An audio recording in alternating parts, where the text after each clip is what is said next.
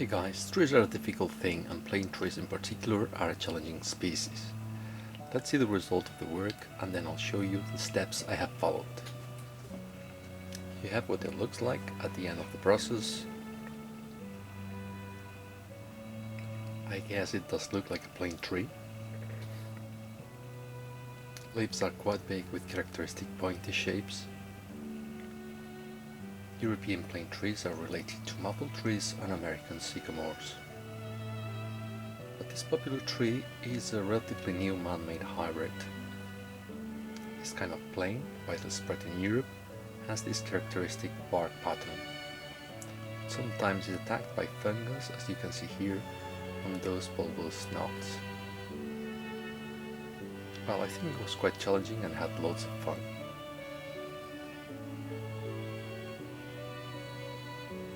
You feel curious and want to know how I did it.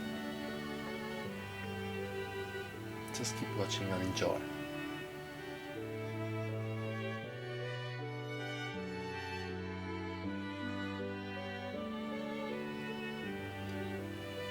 Okay, you need wire and you need to twist it. I've used thicker wires for the tree trunk and main branches, and I have intertwined them with thinner wires for slender branches. But what am I doing here? Basically, I'm priming the tree with white glue. Why is it necessary? Because I intend to cover this frame with white clay, and if you don't prime it, it's very tough to get at layers. It can be done without priming, but I don't recommend it. Thus, white clay is going to need a rough surface, and this is what we get with the white glue. We need to let it dry, and we are ready for the next step. We're going to need patience with this part, because we are going to work in layers. Here I'm applying the first white clay layer, and this is just the base for the later trunk. Do not expect to sculpt the trunk in only one go with bark, details and everything. This is going to work like an onion, and you have to respect drying times between layers. The process can be sped up here. Unfortunately, it can't be done in real life.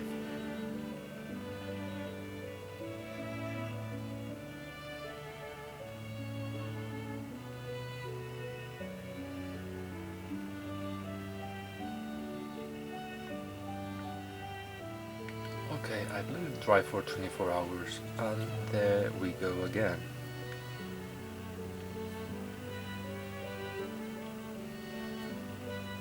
Fast!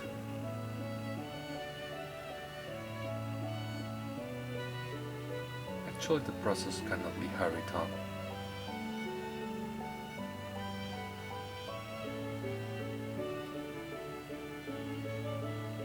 Looks like tough work, but it's quite rewarding.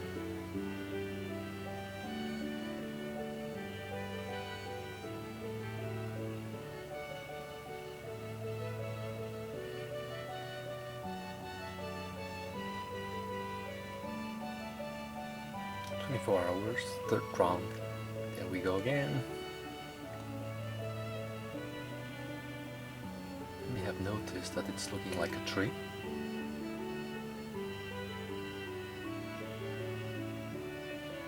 It's no magic, it's just patience on respecting drying times. Faster!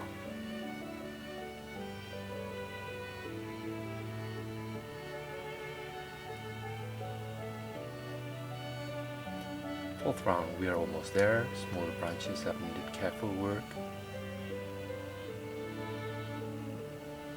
There are still some small branches that need more care.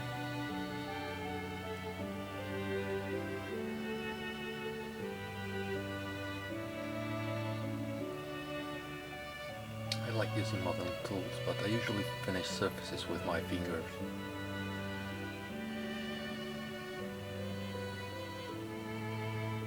Let your hands flow while listening to music. That's working with clay. Really satisfying. The last round. Notice that fake roots are as useful as the real ones. They will give stability to the tree. Let's finish the last branches.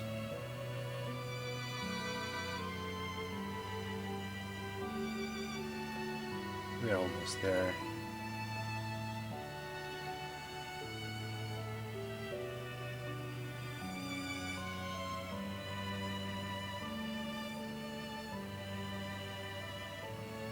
Okay, we are done. After waiting for one day, we will start filing surfaces. I like using this diamond file set. Carefully, we have to smooth round edges. No worries about time consumption, it doesn't take too long. Enough. From this point onwards, it is convenient to fix a position.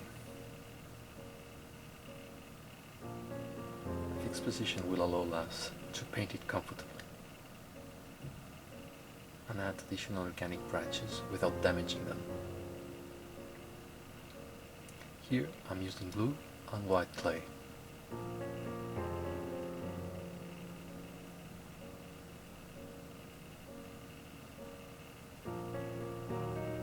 Done. Now we need to prime all surfaces. I'm going to use Mr. Surfacer 1200. Why are we doing this? If you leave the white clay surface as it is, and then you prime with normal acrylic primers, the model may get a furry peach skin. You can avoid that spraying model with water. Let it dry, and then we apply Mr. Surfacer. In this case you won't be needing acrylic primer for the painting phase. Okay, you have it.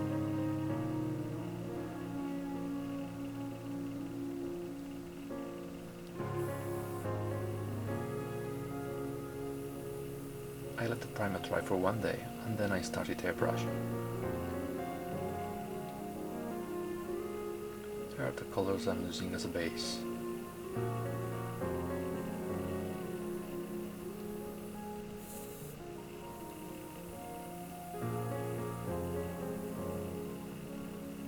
You have to use thinners and apply as many layers as you need.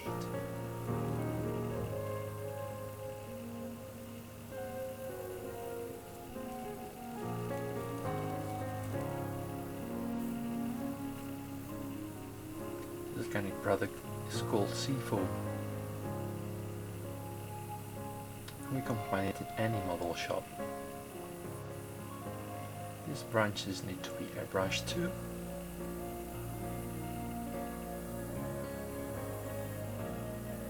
Don't forget to protect your face with the paint mask.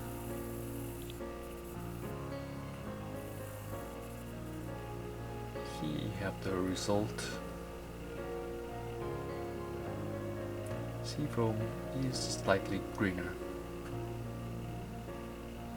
Now we need to fix the base color with matte varnish.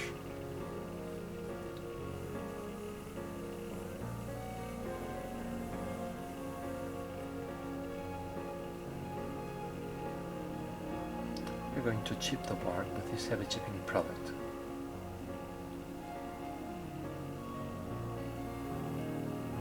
The more layers you apply, the easier it is to chip.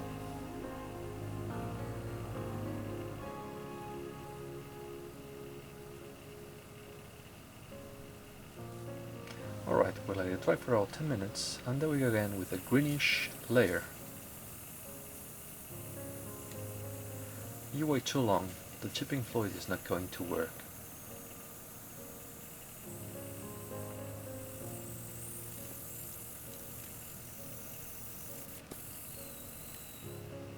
Let's chip it. You just need water and an old brush. You can remove acrylics as if they were butter.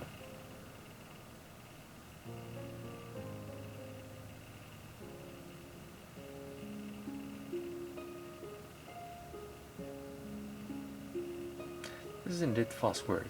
In less than 10 minutes you are finished.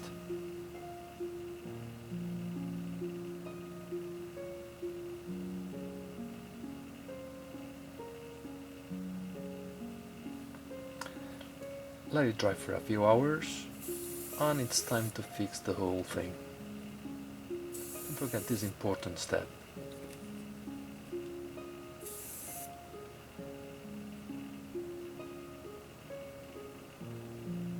Let's forget the airbrush. Now it's time for detail. Here I'm enhancing yellowish highlights. The aim of this work is to create more contrast on this bark. Yellow patches stand for the newest bark. Green bark is slightly older, and ochre and brownish patches stand for the oldest bark bits. New yellowish patches are on the inside, while all the weathered bark gets tracked on the outermost surface. Now I'm doing exactly the opposite. I am enhancing green shadows. If you don't do this additional work, you may end up looking too bland. So this is not extra difficult, and it adds life to the tree. This is a new technique called crack it while it is still fresh. I'm using a pencil here.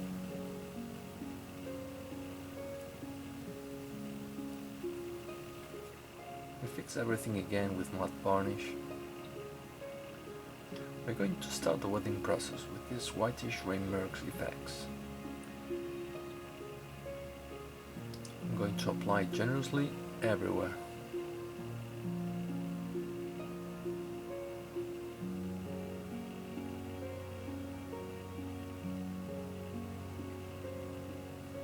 And then I'm going to dilute it with white spirit.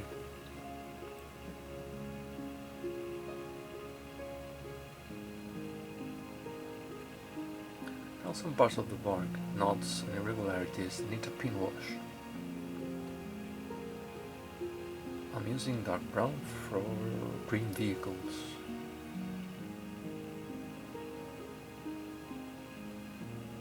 This is going to give deepness and more realism.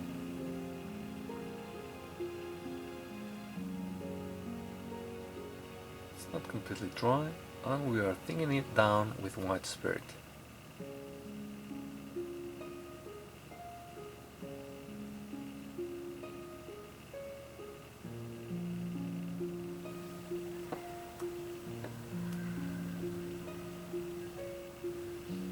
To apply streaking grime.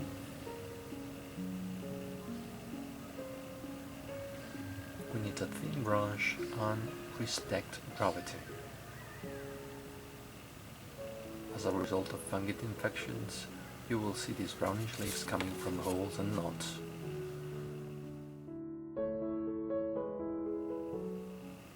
And of course we have to thin it down a bit with white spirit. The weathering phase is over.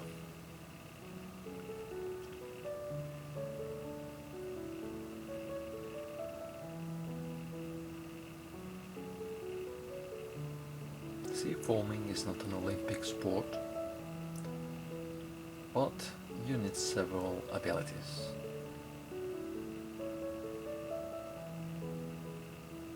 I'm using super glue, and in one single afternoon you can complete all the branches.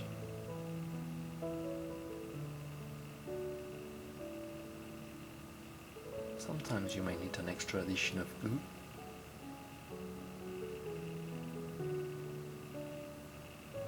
As I told you, it's a relatively quick process.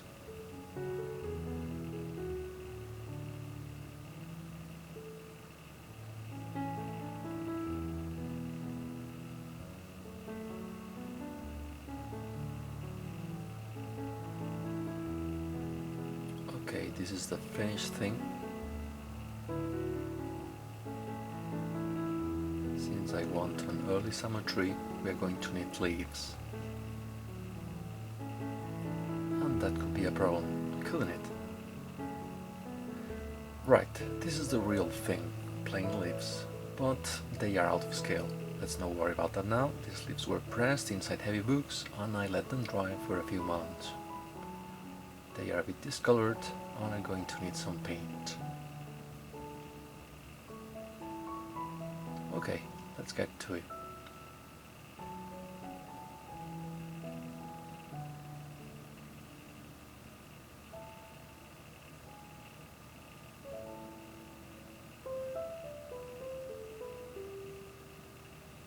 These plain leaf punches from Greenwald staff are very useful.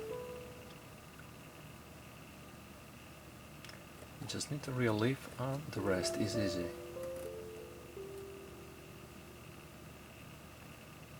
What you are expected to do with it? This is the easy way. If leaves are small, this is in fact the best way. You just need to hairspray the branches and Bob's your uncle. However, these kind of leaves are too big for this method.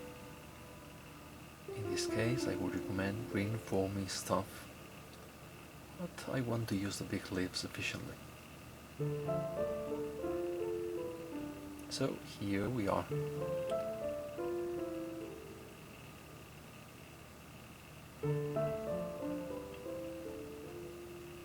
Madness.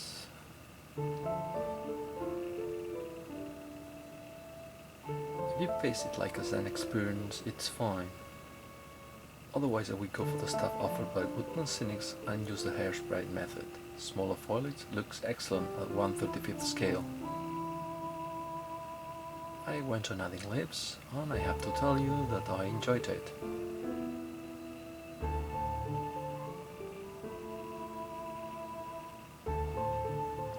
Until you reach the end of the long way.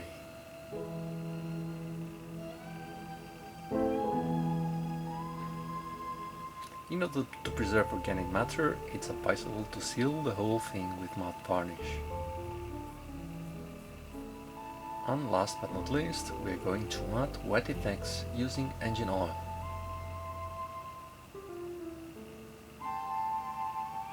I haven't done it before because matte varnish would have removed the shine.